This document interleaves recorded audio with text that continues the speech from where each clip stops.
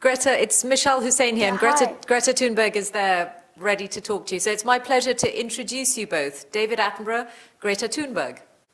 Hi, it's very nice to meet you. It's an honor to meet you, and so I'm just very happy that we managed to arrange this. I'm very flattered that you should say that. Thank you very much. David, what would you say to Greta about her work on climate and what you think she's achieved? Oh, she's achieved things that many of us who've been working on it for 20 odd years have failed to achieve. That is, you have aroused the world. I've been going on about this thing for a long, long time, but I'm very grateful to you. We all are, really. No, well, I think everyone is grateful for you for taking on this on the climate crisis and on the environmental crisis. I hope you understand how much difference you have made and that we are all very thankful for that. So thank you, and thank you for dedicating your life to this, and it's very inspiring. Greta, it was watching videos about the changing world, the melting of the ice, that first got you interested in climate activism. Tell us about that time. Yes, it was when I was younger, when I was maybe 8, 9, 10 years old. Then the thing that made me open my eyes for what was happening with the environment and the climate was films and documentaries about the natural world and what was happening, what was going on. So that has definitely been an eye-opener for me, and that was what made me realize the situation. So thank you for that, because that was what made me decide to do something about it. The trouble is, politicians are just concerned about tomorrow and the day after. And when you say there's this big danger looming in 20 years' time, we've got to do something now, they say, yes, of course, we'll do it the day after tomorrow because I've got urgent things. And it's the same even right now. I mean, here we are in Britain, we've just had a general election, and you would think that, if you think the same way as you do and I do, that the most urgent thing is to deal with this problem of climate change. Was it mentioned in the election? Hardly at all. The only reason that it has been mentioned even that much is because of you. You have woken up the world, really. I am a part of a very large group of people who have done it, and you are definitely a part of that group too. So it's not just me.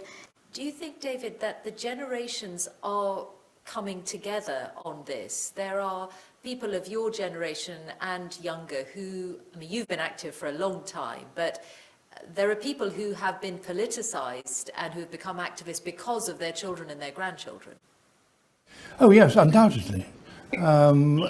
People of all ages now,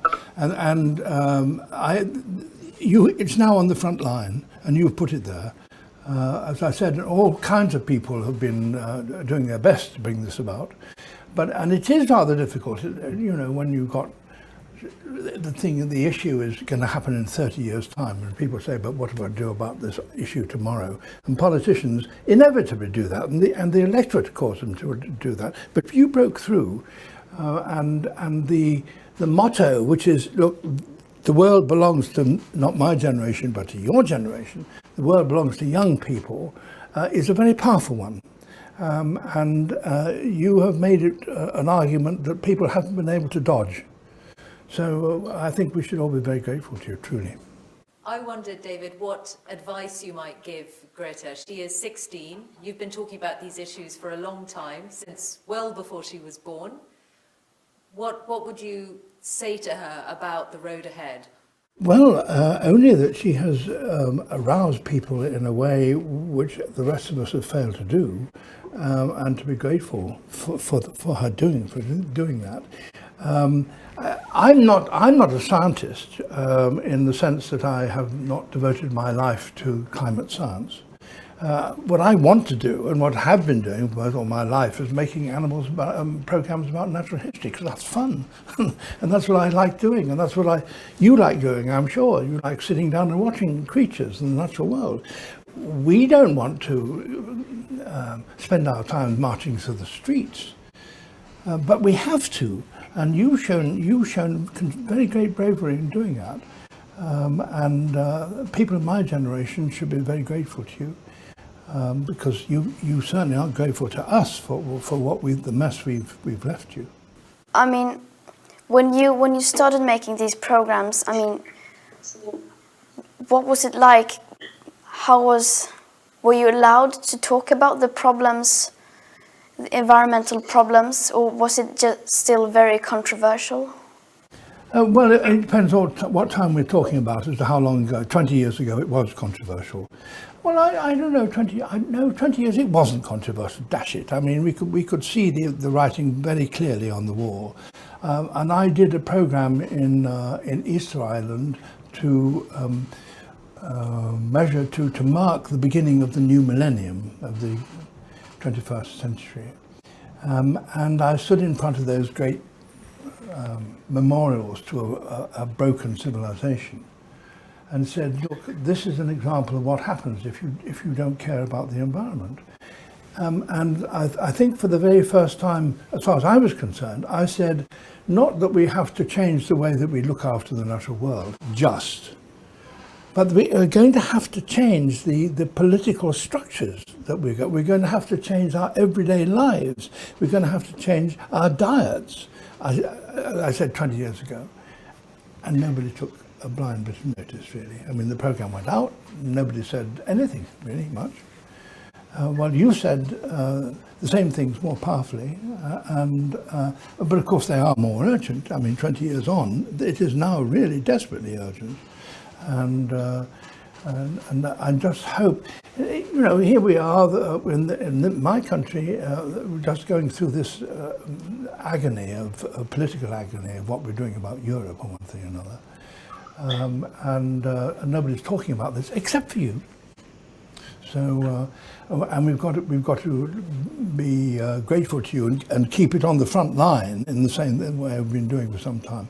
And of course, we have plans to do so. I mean, the next COP meeting is going to be crucial. I mean, from all accounts, the Spanish meeting was a disappointment. It failed to do many of the things we wanted to do.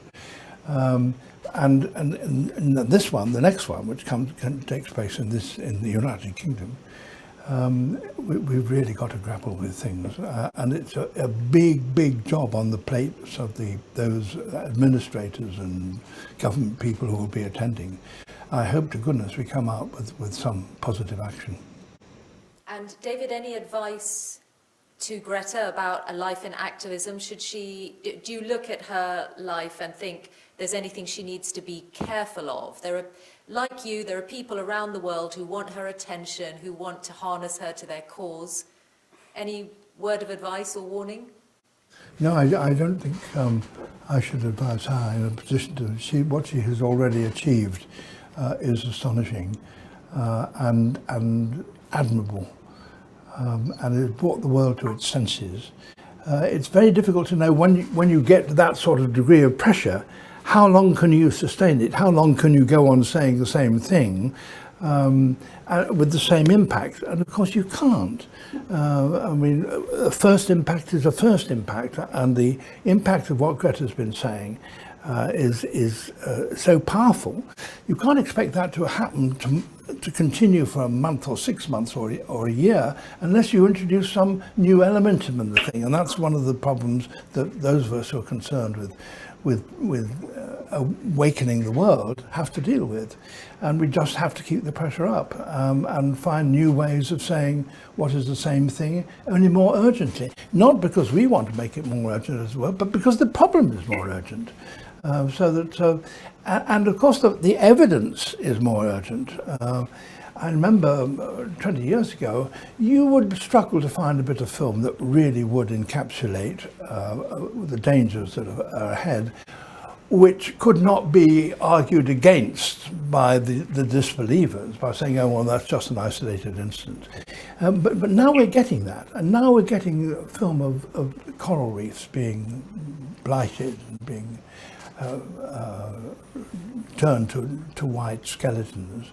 And that's universal. And we're also seeing people whose countries, I mean in the Pacific, whose own homes and countries are being submerged by rising water. So the evidence and the urgency is greater now than it's ever been. But that doesn't mean that we mustn't keep on, we can relax. On the contrary, there are still disbelievers, as we unfortunately know. I don't know why people are listening to me. I don't know how long it will last. I just know that right now people are listening to me, and I need to use that opportunity and to try to get out as much as I can during that time. But of course, it is a problem with repeating things over and over again. But I mean, that's what you need to do, because they're obviously not listening, and you need to repeat it until people get it, until it is being understood. Greta Thunberg, David Attenborough, I hope you get to meet in person sometime. Yes. And so do I, and until we do, I do thank you very much. I too, me too, and thank you, and happy holidays. Thank you. Thank you.